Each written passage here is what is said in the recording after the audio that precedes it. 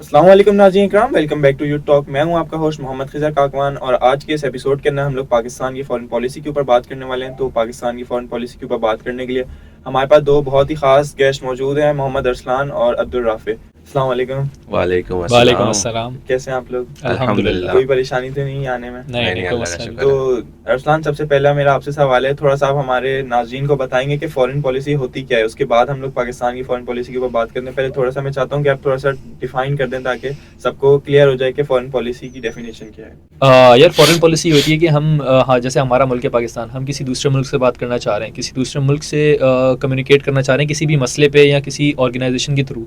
जैसे हमें अमेरिका से बात करनी है, अगर पाकिस्तान को अमेरिका से बात करनी है या चाइना से बात करनी है तो वो फॉरेन पॉलिसी के थ्रू बात करेगा। अब चाहे वो बात ट्रेड पे करनी हो या चाहे वो बात किसी नेशनल इशू, ग्लोबल इशू के ऊपर बात करनी हो या किसी नेशनल ऑर्गेनाइजेशन जैसे हो गए, जैसे यूएन हो गए, यूनाइटेड नेशन से बात करनी है तो हम फॉरेन पॉलिसी के थ्रू बात करेंगे। अब फॉरेन पॉलिसी जो होती है वो नेशनल इंटरेस्ट को बचाने के लिए होती है, ताकि हमारा नेशनल इंटरेस्ट भी बचा रहे और हमें किसी मुल्क से कोई काम है, कोई फ़ायदा है, कोई ट्रेड करना है या कुछ भी करना है तो हम वो भी कर सकें। हम्म, तो राफे भाई, थोड़ा आप हमें कुछ कोई भी चार जो है बुनियादी प्रिंसिपल्स बताएंगे फॉरेन पॉलिसी के। ठीक है। अगर बात करें फॉरेन पॉलिसी की तो बेसिकली ये एक दोस्ती की तरह हमें देखा जाता है, लेकिन अगर हम स्टेट लेवल पे बात करते हैं तो दोस्ती का कोई वजूद नहीं होता स्टेट लेवल के ऊपर। हमेशा हर मुल्क अपने फ़ायदे और मुफादात के बेस पर ही अपनी फॉरेन पॉलिसीज़ बनाता है। और अगर हम बात करें चार मेन बुनियादी उसूल की जो फॉरेन पॉलिसी के अंदर यूज़ होते हैं, सबसे पहला जो है वो आपकी कौम और आपके मुल्क का इंटरेस्ट, अगर वो है तो आप बना सकते हैं। जैसे नेशनल इंटरेस्ट कहते हैं, आपके मुल्क को फ़ायदा होगा इससे दोस्ती करके या आपको मुल्क को नुकसान होगा इससे दोस्ती करके। ऐसा नहीं हो कि अगर आपने किसी मुल्क से दोस्ती कर ली और वो आपके मुल्क को, आपके इंफ्रास्ट्रक्चर को तबाह बर्बाद कर दे किसी जंग में मुलव्वस करके, या फिर आपकी इकॉनमी को बिल्कुल डाउनग्रेड कर दे। उसके बाद हमारा जो दूसरा बुनियादी उसूल आता है वो आता है खुद मुख्तारी। कोई भी मुल्क अपना जो वो फैसला होता है वो खुद करे, ना कि किसी और मुल्क के फैसले को अपने ऊपर मुसल्लत करे।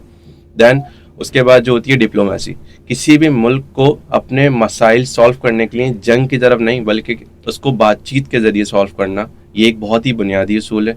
At the and international law को फॉलो करना, जैसे कि चार्टर्ड और यूएन लॉस, इसको फॉलो करना, ये चार बुनियादी उसूल हैं जो कि फॉरेन पॉलिसी के अंदर बहुत ही अहमियत रखते हैं। तो अरसलान, जैसे अभी राफे ने हमें बताया इसके चार बुनियादी उसूल बताए, तो अब आप थोड़ा सा मुझे बताएंगे कि ये किस फैक्टर के ऊपर डिपेंड करती है, मतलब किस चीज़ से बनती है ये। अच्छा, हमारी फॉरेन पॉलिसी बहुत सारी चीज़ों में बेस करती है। सबसे पहली चीज़ है जोग्राफ़ी, ठीक है, जो हमारे मुल्क की लोकेशन है उससे बहुत बेस करती है ये। उसके बाद क्योंकि जैसे हमारे नेबरिंग कंट्रीज़ हैं तो उससे भी बात करनी हो, या हमें गल्फ़ कंट्रीज से बात करनी हो तो उसके ट्रेड वगैरह के लिए, बाकी चीज़ों के लिए हमारी लोकेशन बहुत मैटर करती है हमारे मुल्क की। और हमारे मुल्क की लोकेशन भी एशिया की प्राइम लोकेशन है, बहुत अच्छी लोकेशन पे हमारा कंट्री है। उसके अलावा हमारी जो मिलिट्री स्ट्रेंथ है, हमारी मिलिट्री स्ट्रेंथ बहुत मैटर करती है, हमारी इकॉनमी मैटर करती है, और इसके अलावा हमारी हिस्ट्री भी मैटर करती है इन चीज़ों में। और हमारा एक बहुत बड़ा हाथ फॉरेन पॉलिसी का हमारे लीडर्स के लिए भी है, जैसे प्राइम मिनिस्टर हो गया और फॉरेन मिनिस्टर हो गया। ये दो मिनिस्टर जो हैं इनका बहुत हाथ है इसके ऊपर, इसको बनाने में या इसको सस्टेन करने में, फॉरेन पॉलिसी को। फॉरेन पॉलिसी जो है ये काम किस तरह से करती है? कोई आप हमें एक एग्जांपल दें इसको एक्सप्लेन करने के लिए कि ये फॉरेन पॉलिसी जो है काम किस तरीके से करती है। ठीक है। अच्छा, जैसे कि मैं एक एग्जांपल अगर देना चाहूँ तो ऐसा समझ लें कि हमारे अफ़गानिस्तान से अच्छे नहीं है हालात, बॉर्डर पे कोई क्लैश हो जाता है हमारा बॉर्डर पे। तो सबसे पहले जो हमारे फॉरेन मिनिस्टर हैं, जिनका मैंने अभी बोला कि इनका रोल होता है इसके अंदर, फॉरेन पॉलिसी के अंदर, तो हमारे जो फॉरेन मिनिस्टर हैं वो अफ़गानिस्तान के जो एम्बेसडर हैं उनसे बात करेंगे, उनको बुलाएंगे पाकिस्तान। अफ़गानिस्तान के जो एम्बेसडर हैं वो आएंगे पाकिस्तान और फिर बात करेंगे। ये हमारा स्टेप 1 होता है डिप्लोमेसी का, ठीक है। अगर ऐसा ना हो, बातचीत से ना मसला हल हो, तो सेकंड हमारा स्टेप आता है, हम प्रेशर डालते हैं। जैसे अफ़गानिस्तान का बहुत सारा ट्रेड पाकिस्तान के थ्रू होता है, ट्रेड रूट हमारा पाकिस्तान से ही होकर गुजरता है अफ़गानिस्तान पे जितना भी है। तो उसके लिए हम ये प्रेशर डाल सकते हैं कि हम बोल दें कि भाई हम ट्रेड बंद कर देंगे, हम एक ये प्रेशर डाल सकते हैं, ठीक है। इसके अलावा हमारे पास थर्ड ऑप्शन ये आता है कि हम दूसरे ऑर्गेनाइजेशन से जाके बात करें, जैसे यूएन से हो गई, यूएन से हम बात कर सकते हैं इसके लिए, ठीक है। और अगर हम यूएन से ना बात करें, हम दूसरे मुल्कों से भी बात कर सकते हैं इस मैटर को हल करने के लिए, जो हमारा क्लैश है उसको सॉल्व करने के लिए। लेकिन फिर हमारा लास्ट, जो मैंने मिलिट्री स्ट्रेंथ बताया आपको, हमारा लास्ट ऑप्शन होता है मिलिट्री का। अगर सारे मसले इन स्टेप से हल ना हो सकें तो फिर हमारा लास्ट ऑप्शन यही बचता है, हम मिलिट्री से जंग कर सकते हैं और कोई ऑप्शन हमारे पास बचता नहीं अगर कोई क्लैश ऐसा हो जाए तो। ठीक। अच्छा राफी, थोड़ा सा आप मुझे बताएंगे 1947 से लेकर 1979, 1947 में पाकिस्तान आज़ाद हुआ था, तो वो जब स्टार्टिंग का टाइम था, उसका आगाज़ था पाकिस्तान का, और उसके बाद कोल्ड वॉर वगैरह का जो दौर था, उसके बारे में थोड़ा सा आप क्या बताएंगे? अगर देखा जाए तो शुरुआत से ही पाकिस्तान 1947 में जब आज़ाद हुआ तो कश्मीर के साथ, कश्मीर के मसाइल के ऊपर हमारे इंडिया के साथ कॉन्फ्लिक्ट्स रहे शुरुआत में ही। दैन उसके बाद अगर बात करें तो 1954 में पाकिस्तान ने सेटो ज्वाइन करी। दैन उसके बाद 1955 में सेटो ज्वाइन की अगेन। एंड दैन उसके बाद पाकिस्तान में 1965 से लेकर 1971 तक इंडिया के साथ 2 बड़ी जंगें हुई जिसमें बांग्लादेश क्रिएट हुआ। एंड देन उसके बाद 1979 पाकिस्तान ने सोवियत अफगान ज्वाइन की, जिसकी वजह से वो एक सेंटर अलाइज बना इसका।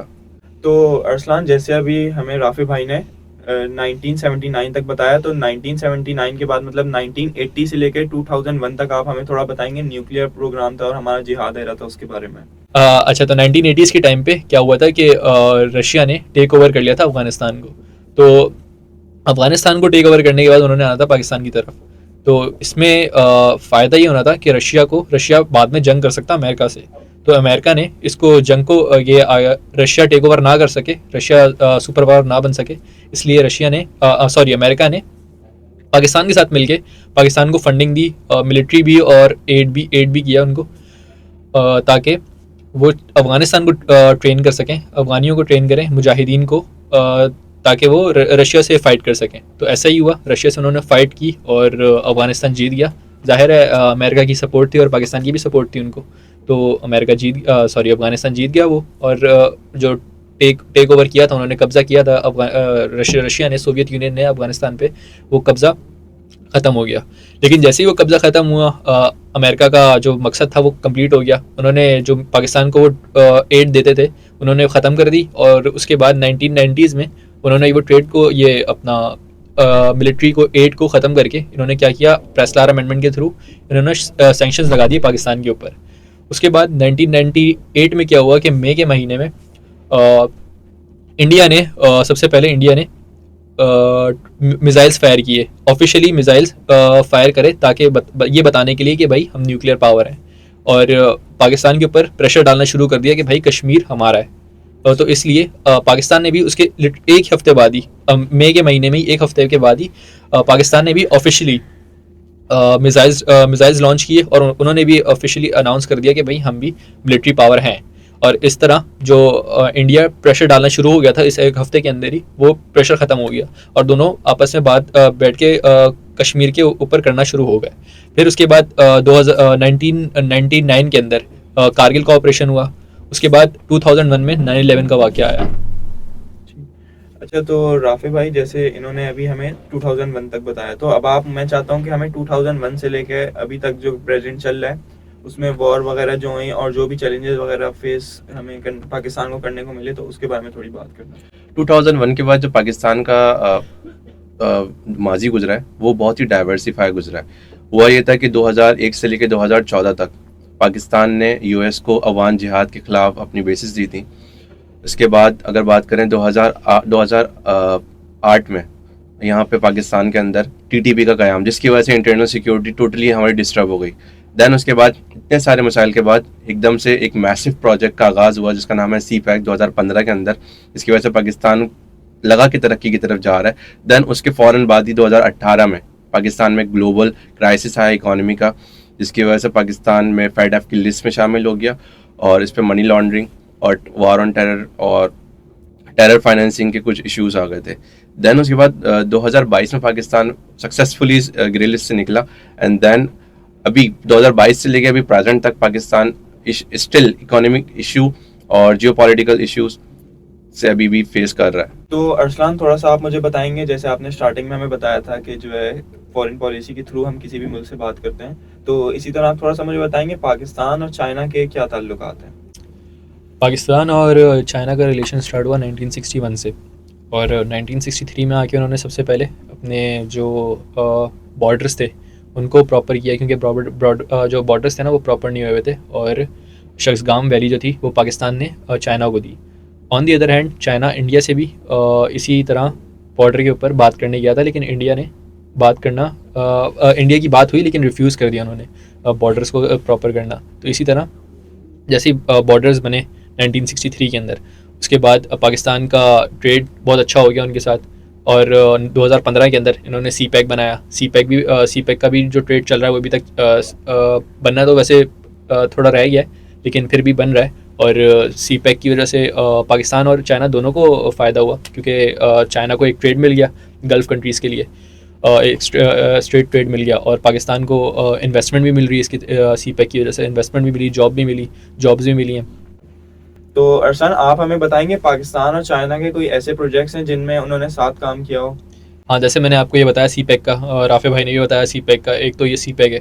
इसके अलावा इन्होंने बहुत एक अच्छा प्रोजेक्ट जो था वो मिलिट्री की तरफ से था, वो था JF-17 थंडर का, जो इन्होंने प्लेन बनाया, मिल के बनाया, फाइटर जेट जो बनाया इन्होंने, और चाइना और पाकिस्तान ने दोनों ने मिल के बनाया। इसके बाद इनका अभी तक का जो ट्रेड चल रहा है वो अप्रॉक्स 2023 के हिसाब से 28 बिलियन तक का है, चल रहा है इनका अप्रॉक्स ट्रेड। अच्छा, तो राफे, आप मुझे थोड़ा सा बताएंगे यूएस के और पाकिस्तान के ताल्लुकात के बारे में? तो अगर देखा जाए यूएस और पाकिस्तान के ताल्लुक की बात करें तो ट्रांजैक्शनल बेस्ड ताल्लुकात हैं ये।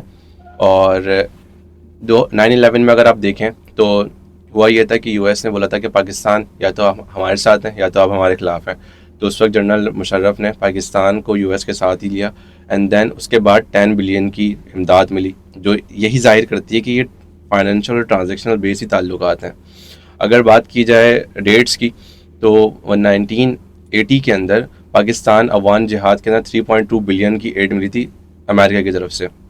दैन उसके बाद 2001 से लेकर 2018 तक वार ऑन टेरर में पाकिस्तान को 33 बिलियन, जो कि एक मैसिव अमाउंट है, दिया गया मिलिट्री एड के अंदर। लेकिन उसके बावजूद हमारे जो 2011 में अब्ताबाद ऑपरेशन हुआ था, उसके बाद पाकिस्तान और अमेरिका के ताल्लुक में थोड़ा कॉन्फ्लिक्ट आया था। बरक्स इसके अगर देखा जाए तो 3 कॉन्सुलेट्स पाकिस्तान में अभी भी हैं, कराची, पेशावर और लाहौर के अंदर अमेरिका के। That's it. तो अरसलान, आप मुझे थोड़ा सा बताएंगे पाकिस्तान के और इंडिया के ताल्लुकात के बारे में थोड़ा सा? यार, पाकिस्तान और इंडिया के ताल्लुकात कभी भी अच्छे नहीं थे, स्टार्ट से ही ताल्लुकात बहुत ख़राब रहे हैं। सबसे पहले हमारी कश्मीर को लेके जंग हुई 1947 से 1948 तक। उसके बाद हमारी दूसरी जंग 1965 की थी, फिर 1971 की जंग थी। उसके अलावा हमारी कारगिल का कॉन्फ्लिक्ट था, कारगिल कॉन्फ्लिक्ट जो हुआ था हमारा। उसके बाद पुलवामा अटैक था, और 2019 में जो पुलवामा अटैक हुआ था उसके बाद से ट्रेड अभी तक पाकिस्तान ने बंद रखा हुआ है। तो राफे, आप हमें थोड़ा सा ये बताएंगे पाकिस्तान के और सऊदीया के साथ कैसे ताल्लुकात हैं और गल्फ कंट्री के साथ कैसे ताल्लुकात हैं? अगर देखा जाए पाकिस्तान की शुरुआत से ही 1947 से पाकिस्तान के ताल्लुकात जो सऊदीया मुल्क से हैं, सऊदी अरब से और यूएई से, वो रिलीजियस और स्ट्रेटेजिक इकॉनमी लेवल पर ही हैं, और दोनों मुल्क मुस्लिम मेजॉरिटी वाले हैं। अगर देखा जाता है, हम बात करें सऊदी अरब की, तो 2.5 मिलियन पाकिस्तानी जो हैं इस वक्त सऊदी अरब में काम कर रहे हैं, और सऊदी अरब ने मल्टीपल टाइम्स पाकिस्तान को ऑयल पर बिलआउट्स दिए हैं। अगर 2018 में देखा जाए तो 6 बिलियन का उन्होंने हमें बिलआउट्स दिए थे। दैन उसके बाद अगर बात करें यूएई की, तो वहाँ पे 1.5 पाकिस्तानी वर्कर्स काम करते हैं, और टोटल रेमिटेंस पाकिस्तान की जो फॉरेन आप बोलें कमाई आ रही है, वो 60% जो है वो यूएई कंट्रीज़, गल्फ कंट्रीज से ही आ रही है। और हुआ ये था कि 2018 में जब पाकिस्तान क्राइसिस में गया था, इकोनॉमिक क्राइसिस आए थे, तो सऊदी अरब ने $3 बिलियन कैश और $3 बिलियन का ऑयल ऑन ड्रिफ्ट, यानी कि उधार पे आपको ऑयल दिया था, जिसकी वजह से आपके मुल्क में डॉलर बढ़े और आपकी जो क्राइसिस है वो कम हो। अच्छा, तो थोड़ा सा आप हमें बताएंगे पाकिस्तान के और तुर्की के ताल्लुकात कैसे हैं? पाकिस्तान के और तुर्की के ताल्लुकात भी तकरीबन रिलीजियस ही हैं, लेकिन इसमें एक बहुत बड़ा डिफरेंस ये है कि तुर्की और पाकिस्तान हमेशा जब भी यूएन के अंदर गए हैं तो हमेशा तुर्की ने पाकिस्तान का साथ दिया है कश्मीर की वॉइस पे। तो ये एक बहुत बड़ा मेजर डिफरेंस है अगर हम दोनों के अंदर बात करें। दैन उसके बाद अगर बात करें तो पाकिस्तान और तुर्की के बीच की जो ट्रेड है वो 18 मिलियन प्लस है, जो कि आगे जाके और बढ़ेगी। दोनों मुल्क का ये आपस में फैसला है कि आगे जाके हम इस ट्रेड को बढ़ाते हैं। पाकिस्तान की अगर डिफेंस की बात की जाए तो पाकिस्तान ने TB2 ड्रोन्स खरीदे हैं तुर्की से। और अगर सॉफ्ट पावर की बात करें तुर्की की, तो कुर्लुस उस्मान और अर्तुगरुल गाजी जैसे ड्रामास पाकिस्तान में बहुत ज़्यादा मशहूर हैं, जिसकी वजह से तुर्की के लिए पाकिस्तानी लोगों की बहुत ज़्यादा हमदर्दी बढ़ रही है और सॉफ्ट पावर भी बढ़ रही है। तो अरसलान, अब मैं ये चाहूँगा आप थोड़ा सा डिप्लोमेसी और इकोनॉमिक टूल्स के ऊपर बात करें। अच्छा, तो डिप्लोमेसी की अगर हम बात करें तो हमारे जो फ़ॉरेन ऑफिस है उसमें 3000 डिप्लोमेट्स काम करते हैं। हमारा जो स्टाफ है वो 3000 प्लस लोगों का है और डिप्लोमेट्स का है। सबसे बड़ा हमारा डिप्लोमेट जो है वो फ़ॉरेन मिनिस्टर हैं। फ़ॉरेन मिनिस्टर के बाद हमारे 180 मुल्कों में हमारी एम्बेसीज़ हैं।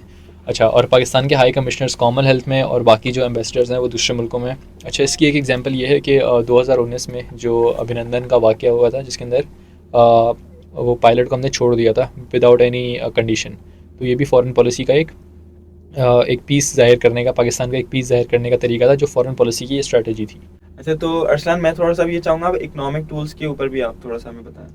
अच्छा, अगर हम इकनॉमिक टूल्स की बात करें तो हमारे पाकिस्तान के 4 FTAs हैं, जैसे चाइना, इंडोनेशिया, मलेशिया और श्रीलंका। ये हमारे 4 FTAs हैं और हमारे जो IMF प्रोग्राम्स हैं वो भी हमने 23 बार लिए हैं 1950 आई थिंक 1958 से अब तक।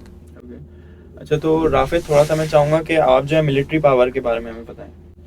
अगर मिलिट्री पावर के बारे में मैं बात करूं तो पाकिस्तान की मिलिट्री 6th लार्जेस्ट मिलिट्री है पूरी दुनिया के अंदर, और इसमें 6.5 लाख जो है एक्टिव ट्रूप्स हैं।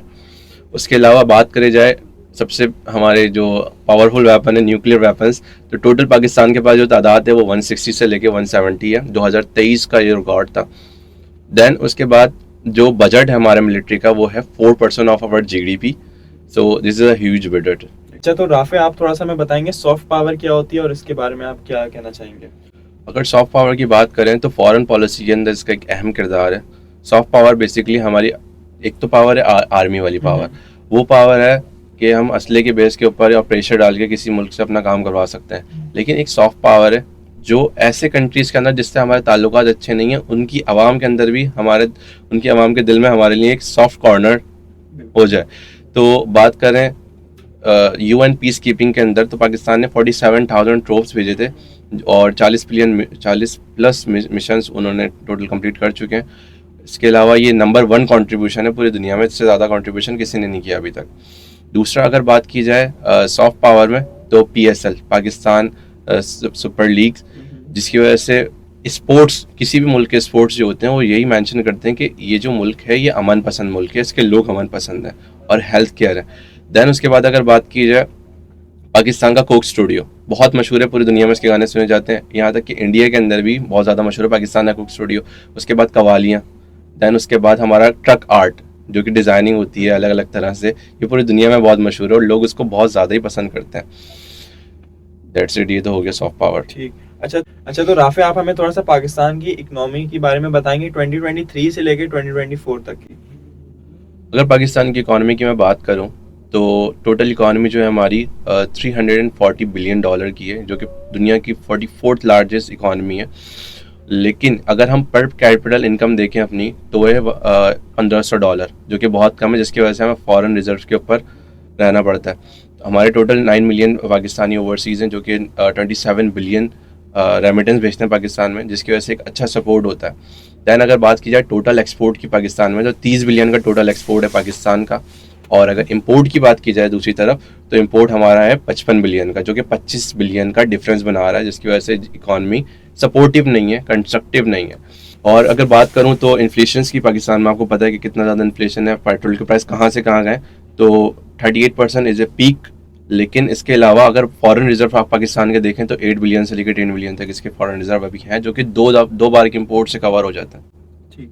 अच्छा, तो थोड़ा सा मुझे अभी आप ये बताएंगे कि इकोनॉमी के ऊपर हमने बात की है, तो मुझे बताएंगे फॉरेन पॉलिसी से जो है इकोनॉमी का क्या फ़ायदा हुआ है। फॉरेन पॉलिसी से इकोनॉमी का ये फ़ायदा होता है बेसिकली, अगर आप देखें 2018 में सऊदी अरब ने पाकिस्तान को ऑयल ऑन ड्रिप दिया था। ये क्यों दिया, किस वजह से दिया, क्योंकि यही चीज़ मेंशन करती है कि पाकिस्तान की फॉरेन पॉलिसी बहुत दोस्ताना है। अब आपको 3 बिलियन कैश और 3 बिलियन का ऑयल क्रेडिट पे मिल रहा है, ये इसी वजह से मिल रहा है ताकि आपके ताल्लुकात सऊदी अरब से बहुत अच्छे हैं। इसके अलावा अगर आप यूरोप के अंदर देखें, यूरोप के अंदर आपको 20% प्लस फ्री टैक्स ड्यूटी आप वहाँ पे एक्सपोर्ट कर सकते हैं, जिसकी वजह से ये भी इसी बात की सबूत दे रहा है कि हमारी फॉरेन पॉलिसी और एक सॉफ्ट पावर है जो कि वहाँ पे बनी हुई है। और इसके अलावा अगर देखे जाए सी पैक के अंदर, सी पैक का जो हमें मंसूबा मिला 62 बिलियन का, इतना बड़ा मैसिव प्रोजेक्ट, ये किसी और मुल्क के अंदर नहीं किया चाइना ने, ये पाकिस्तान के अंदर ही किया है। ये एक और बहुत बड़ा कंस्ट्रक्टिव फ़ायदा है हमारे मुल्क के लिए। और अगर बात की जाए IMF प्रोग्राम्स के अंदर तो अमेरिका से ताल्लुकात अच्छे होने की वजह से हमेशा अमेरिका ने IMF प्रोग्राम में पाकिस्तान को ही वोट किया। अरसलान, आप मुझे थोड़ा सा बताएंगे, जैसे आपने हमें पहले बताया था कि इंडिया के साथ हमारे ताल्लुकात शुरू से इतने अच्छे नहीं हैं, तो कश्मीर इशू जो है शुरू से चलता आ रहा है, तो उसके ऊपर आप क्या कहना चाहेंगे? हाँ अच्छा, तो कश्मीर पाकिस्तान के लिए अभी भी अनफिनिश एजेंडा ही रहेगा of partition, unfinished agenda of partition. Kashmir फ़िलहाल 3 हिस्सों में डिवाइडेड है। एक तो आज़ाद कश्मीर जो कि पाकिस्तान की तरफ है, जम्मू एंड कश्मीर जो इंडिया की तरफ है, और एक है चीन की तरफ, अच्छा, चाइना की तरफ भी कश्मीर? चाइना की तरफ भी है कश्मीर। तो उसके अलावा हम 5 फरवरी को सॉलिडारिटी डे भी मनाते हैं कश्मीर के लिए, कश्मीर सॉलिडारिटी डे। तो नाज़रीन इकराम, यहाँ पे हम इस प्रोग्राम को एंड करते हैं। इंशाल्लाह नेक्स्ट एपिसोड में मिलेंगे नेक्स्ट टॉपिक के साथ। अगर आप जानना चाहते हैं कि नेक्स्ट टॉपिक क्या होगा तो बने रहिएगा यूट्यूब के साथ। अल्लाह हाफिज़।